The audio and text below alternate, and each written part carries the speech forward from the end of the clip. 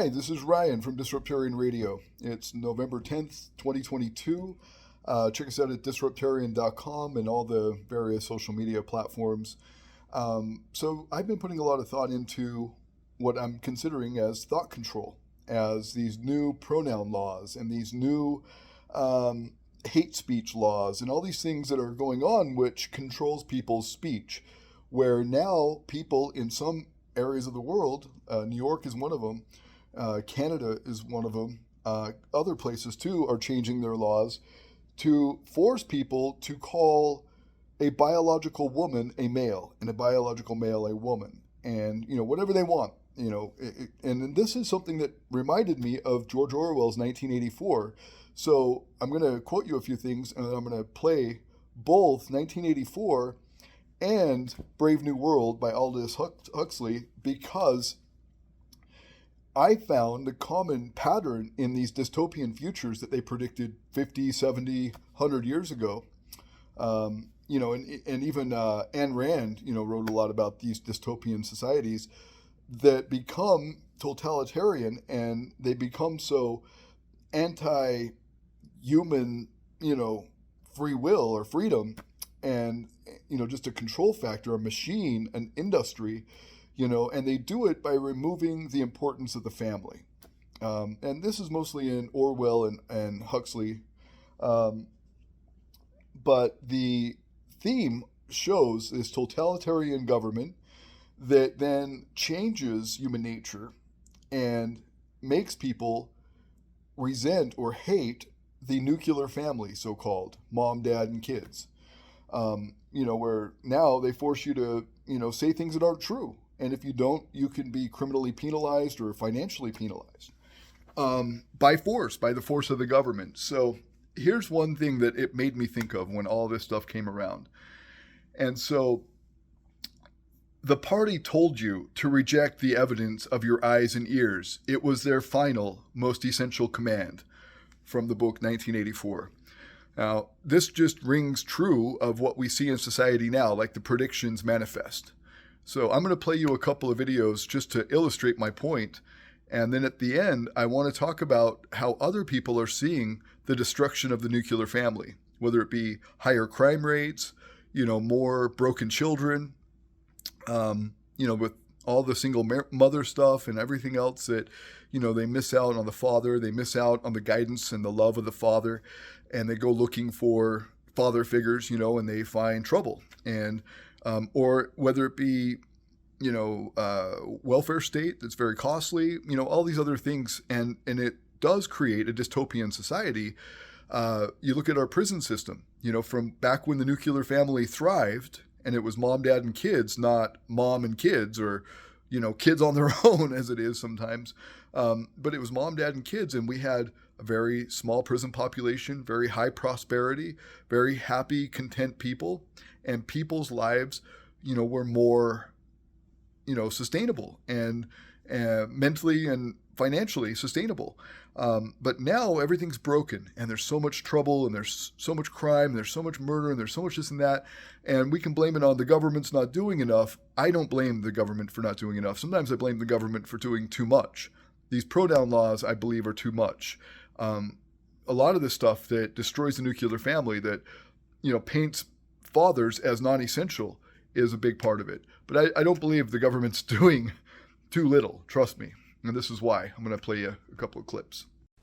In the novel, 1984, author George Orwell presents a dystopian world in which technological advancements keep party leaders and the masses under careful observation and constant control.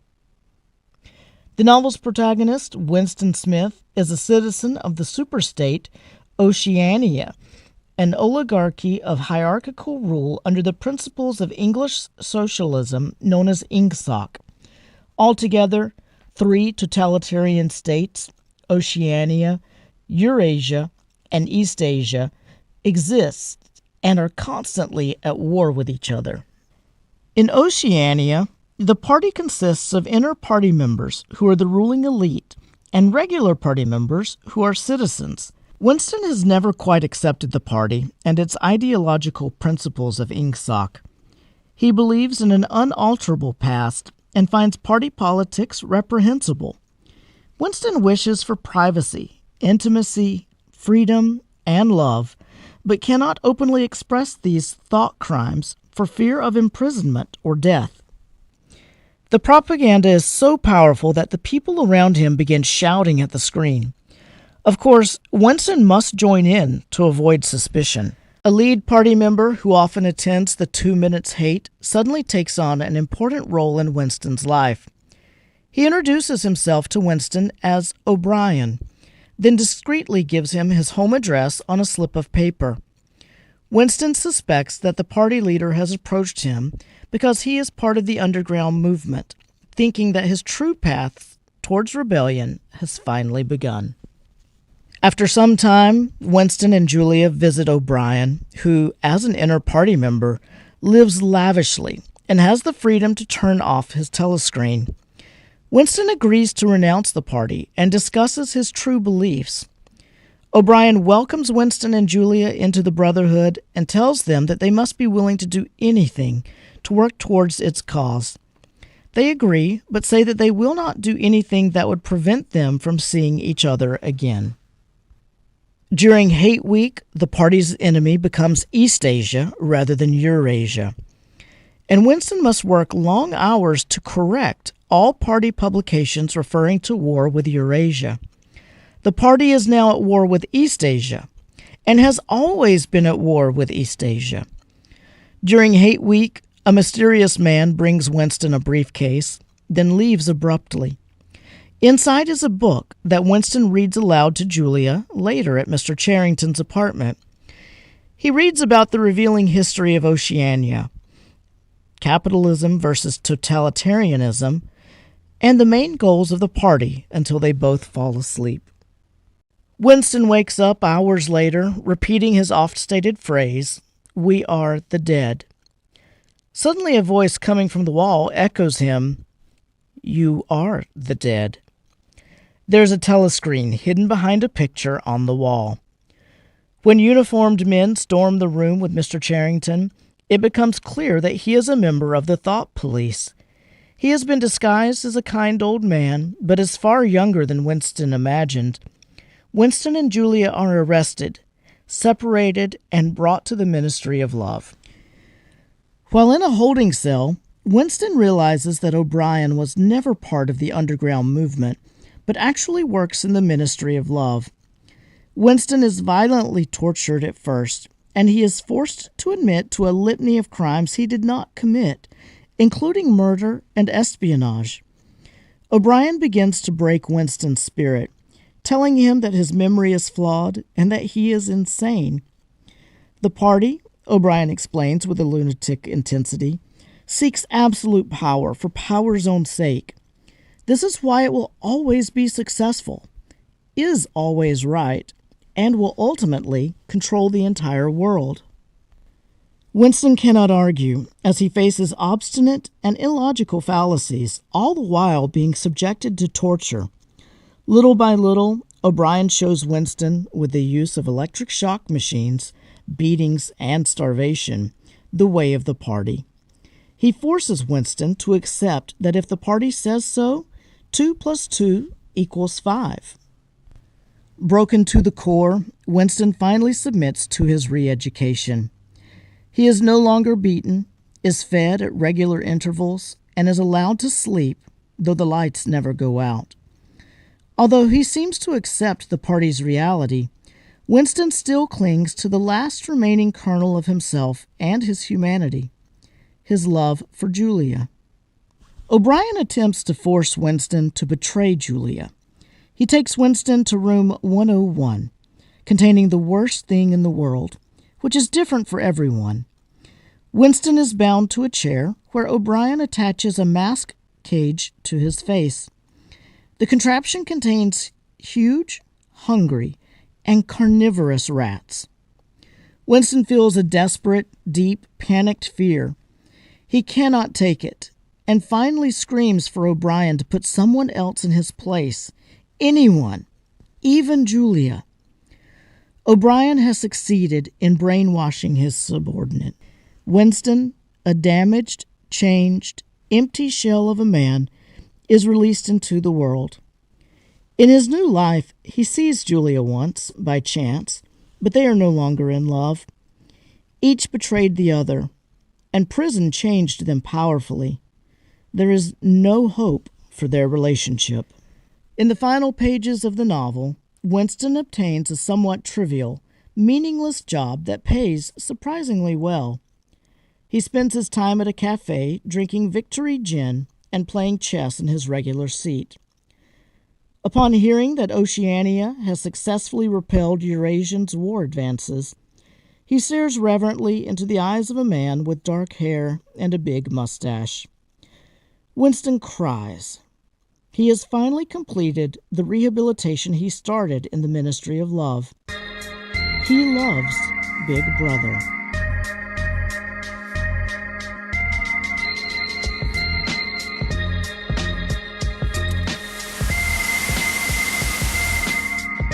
Brave New World is about a futuristic society that has tried to create a perfect community where everyone is happy. They use science to mass-produce people and condition them to do and want only the things they're supposed to. But in doing that, they take away freedoms, like the freedom to think for oneself. The few characters we see who do think for themselves aren't happy, so the novel poses a question. Is it better to be happy or free? The book starts with the director of the Central London Hatching and Conditioning Center explaining to a group of students how they create people, since women don't actually get pregnant anymore. Eggs are fertilized and then undergo a process that causes the fertilized eggs to divide. They can get up to 96 identical twins from a single fertilized egg this way. The director brings the group into one of the conditioning rooms. Nurses lay out flowers and books and then bring in a group of babies. Then they shock the babies through an electrified strip in the floor. Over time, the babies will learn to instinctively dislike books and nature. These babies are deltas, one of the society's lower castes, and the lower castes perform non-intellectual jobs like factory work. By conditioning the delta babies to hate books, the society ensures that they won't ever have any desire for them, and by conditioning them to hate flowers and nature, they'll want to stay near their work in the cities. They condition all the castes this way, according to what their role will be in the community. The group continues into an outdoor garden, where several hundred naked children are engaged in erotic play. This play conditions the children to grow up feeling comfortable being sexually promiscuous. The group runs into Mustafa Mond, a very powerful man and one of the 10 world controllers. He tells them what it was like in the past, when mothers gave birth to children and people grew up in families, and adults still paired off into monogamous couples. Everyone is really grossed out by the idea of mothers and families. Bernard and Lenina go to the Savage Reservation and witness a ritual where a young man must remain silent while he's whipped. The square empties out, and a young savage approaches Bernard and Lenina. Unlike the others, he's white, and he speaks English. This savage, whose name is John, wanted to be whipped, to prove he's a man and to sacrifice his body for the village. He explains that his mother, Linda, wasn't from the reservation. She had been visiting with a man, and while on a walk in the mountains, she fell down a ravine and hit her head. Some hunters from the village found her and carried her back. She was already pregnant with John, who was born and raised in the village. Bernard remembers the director's story. John takes them to see his mother. She's thrilled to see civilized people and tells them how awful it is on the reservation, with the women having babies all the time, and the people pair off into couples and only have sex with that person. Outside, John tells Bernard about his childhood in the village. His mother often got drunk and slept with a man named Popé. John hated him, and he remembers the time when some of the village women held his mother down and whipped her because she kept sleeping with their husbands. But Linda taught John to read, and one day Popé brought him a copy of the complete works of Shakespeare. John read the book all the time because he loved the language and to deal with his loneliness. Bernard invites John to come back to London with them, and he says Linda can come too. He knows he can use her as leverage against the director. Lenina feels so stressed from everything that she takes a bunch of soma and spends a day asleep. John comes looking for Bernard and finds her there. He's been in love with her since he first saw her. He wants to touch her, but he won't allow himself to. They all arrive back in London, and Bernard is called to come see the director at work. The director announces that to keep Bernard from infecting others with his unorthodoxy, he's sending him to Iceland. But Bernard calls Linda in, and she immediately recognizes the director, and says that she had a baby because of him. John comes in and falls to his knees in front of the director, calling him my father over and over. The director is horrified. It's obscene to talk about pregnancy, and shameful to be called a father. and all the workers laugh hysterically like it's all a dirty joke, until the director runs. Her refusal to sleep with Lenina has Lenina thinking of him constantly. Finally, she decides to act and goes to his apartment. She marches in, and when John mentions marriage, she's horrified. She decides to take her clothes off and get him into bed. He becomes enraged and calls her a whore. Lenina runs into the bathroom to hide. John gets a phone call about his mother and leaves. Linda is at the hospital, and as John tries to speak to her, she keeps dozing off because she's on a high dose of soma. Making the situation worse, several young boys who are in the room for death conditioning keep gawking at her. Then Linda dies, and as John rushes out of the room, he shoves one of the boys over in a rage. In the hospital's vestibule, John runs into a group of workers getting their soma rations. He freaks out and starts shouting that soma is poison. He says they're all slaves, and he's going to make them free. Then he starts throwing the soma out the window. Bernard and Helmholtz get a call and go to find John at the hospital. When they get there, a brawl is going on. Helmholtz jumps in to help John, while Bernard basically can't decide what to do. John, Bernard, and Helmholtz are brought to Mustafa Mond, who explains to them why old things like Shakespeare are prohibited. First, society needs people to want new things, not old ones. People have to keep buying and consuming for the sake of the economy.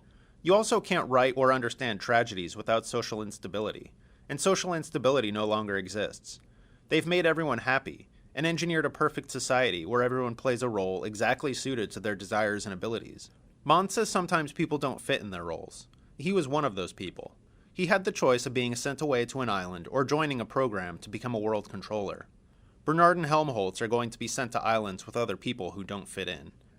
Bernard freaks out and is escorted from the room. Helmholtz goes to check on him, and Mond and John keep talking. Mond says they've also gotten rid of God. God and religion are only compatible with a society where people get old and suffer losses. God and religion also lead to self-denial. But modern industrial civilization only works when people indulge every desire. It keeps people buying things, and it keeps them from ever feeling any real passion or frustration, which can lead to instability. When they do feel something, they have soma to keep them happy. John says he doesn't like it. He would rather be free to suffer losses, get sick, and grow old. So Bernard and Helmholtz are sent to different islands, and John goes to live in a deserted lighthouse in the countryside. He enjoys living alone, but he thinks he enjoys it too much, so he whips himself as punishment. Crowds and reporters start turning up at the lighthouse, demanding that the savage do his whipping stunt. Eventually, a huge crowd appears, and they end up beating one another in front of John's house while chanting "Orgy Porgy." When John wakes up the next day, he remembers everything and feels horrified. When the crowd comes back that night, they find him hanging. For more information about Brave New World, check out the Brave New World SparkNote at sparknotes.com.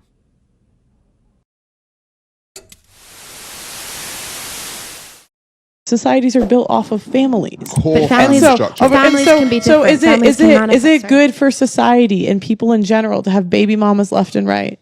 Is that good? Is that good for a family? Is that a healthy situation for a kid to grow up in? If you have people who aren't understanding, who aren't compassionate, and who aren't able to provide love, then no, I would say it's not a good society. But I think our society is. Do you think in general, wait, can I just say, would you say in general, it's good for a kid to be raised by a single mother? In general, just yes or no? I would say that yes or no. This is kind of relevant. No, I know, but I just need. I think it can be. It just depends on the community that's around them. It can. Okay. It really doesn't. It does. Even though that puts a kid at every statistical disadvantage, they're more likely to run away from home. They're more likely to drop out of school. Because we live in a system that doesn't support single mothers, doesn't support people. We live in a divided system. Okay. How do you not support single mothers when if you get pregnant, you can have an abortion and you get free housing if you get pregnant? I think housing, if you're a single mother, is and you get government benefits. Those are basic human rights, though. Right, the right but to be able to live. That doesn't happen to men. They're just homeless.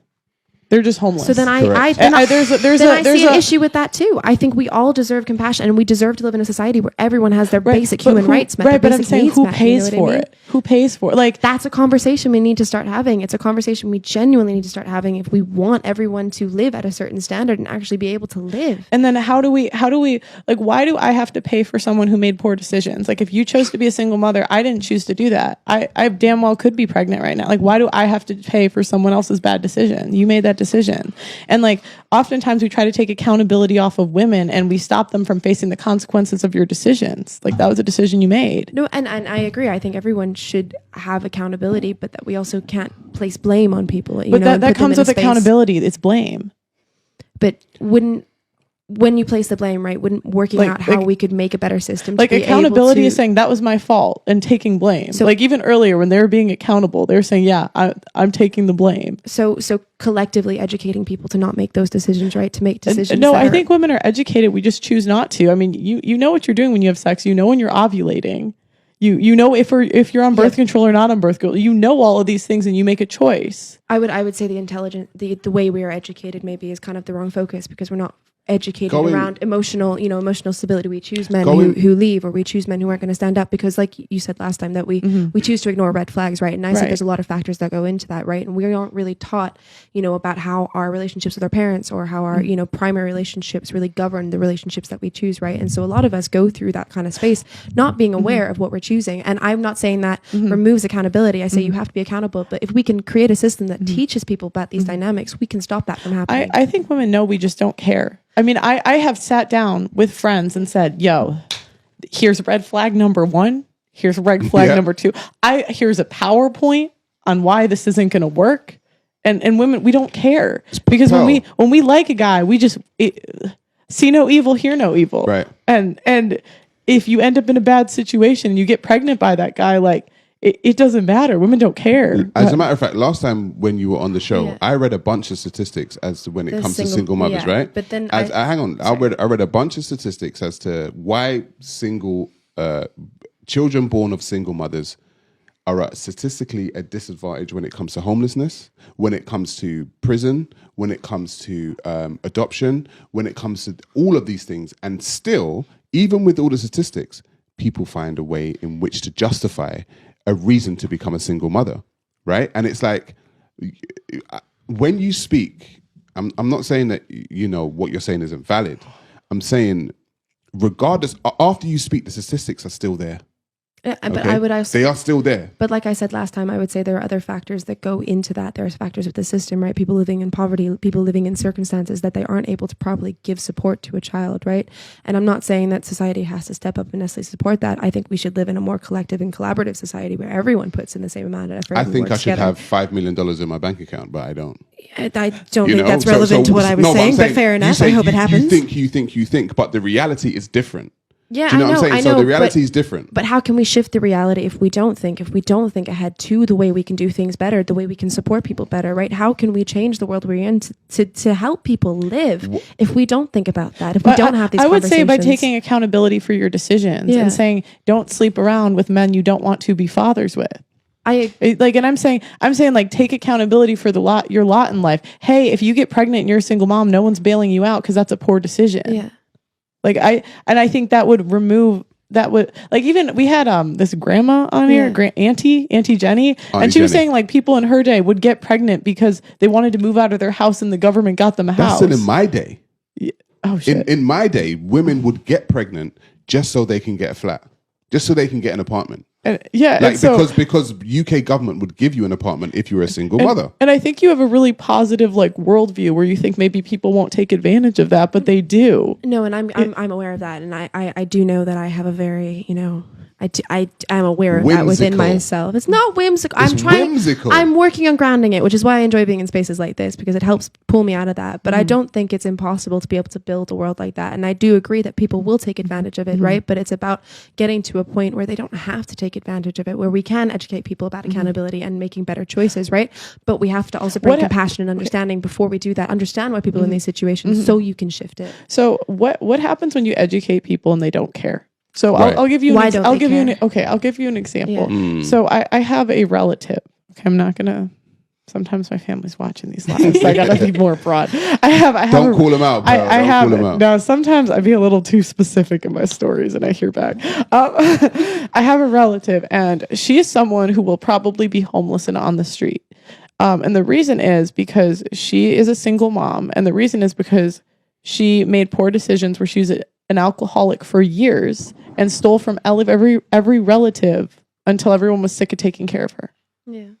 And so it's like, why does she need to get bailed out because she makes poor decisions? She robbed all of us. And I agree, right? Again, accountability is what led to those decisions. I don't know. Her brother. Trauma. That's what I mean, and that's what I'm saying. You have to understand this.